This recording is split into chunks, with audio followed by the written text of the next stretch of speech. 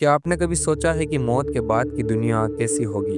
गरुड़ पुराण और श्रीमद् भागवत पुराण के अनुसार हमारे कर्मों के आधार पर 28 प्रकार के नरक बताए गए हैं। लेकिन क्या आप जानते हैं कि वहाँ ये शरीर नहीं जाता? आत्मा को एक विशेष शरीर दिया जाता है, जिसे यातना देह कहते हैं, ताकि वह नरक के कष्टों को पल पल महसूस कर सके। आज काल बोध पर हम उन 4 सबसे खतरनाक नरकों की बात करेंगे, जिनमें से आखिरी वाला नरक इतना भयंकर और खौफनाक है, जिसे देखकर आपके रोंगटे खड़े हो जाएंगे।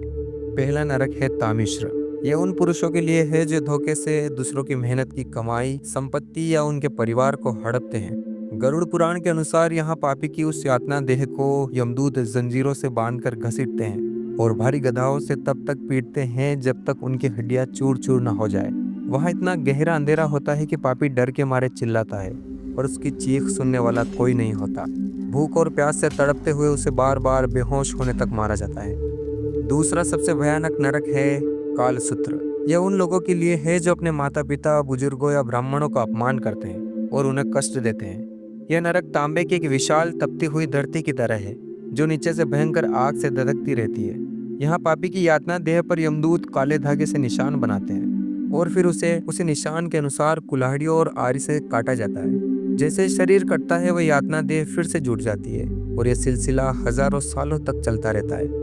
तीसरा नरक है कुंभीपाक। यह सजा उन लोगों को मिलती है जो केवल अपने स्वाद के लिए निर्दोष पशुओं की हत्या करते हैं या उन्हें पकाकर खाते हैं। यहाँ यमराज के दूत एक विशाल कढ़ाई में खोलता हुआ तेल गर्म रखते हैं। पापी की यातना देह को सीधे उस उबलते हुए तेल में फेंक दिया जाता है। तेल की गर्मी से उसकी त्वचा जलकर निकलने लगती है, लेकिन यातना देह होने के कारण आत्मा मरती नहीं। जितने जीवों को उसने मारा है, उनके शरीर पर जितने बाल थे उतने सालों तक वह जलता रहता है। और अब बात करते हैं चौथे नरक की, जो सबसे ज्यादा भयंकर है, महारौरव। यह उन लोगों के लिए है जो स्वार्थ के लिए दूसरों का हक मारते हैं, अपनों से द्रोह करते हैं और घोर हिंसा करते हैं। यहाँ रूरू नाम के अत्यंत भयानक जीव होते हैं जो दिखने में विशाल सांप और भेड़े जैसे लगते हैं। ये जीव पापी की यातना देह को चारों तरफ से घेर लेते हैं और उसके मांस को नोच नोच कर खाना शुरू कर देते हैं। वे शरीर के अंगों को फाड़ देते हैं, हड्डियां चबाते हैं और पापी दर्द से तड़पता रहता है। जैसे ही मांस खत्म होता है, वह देह फिर से बन जाती है और सजा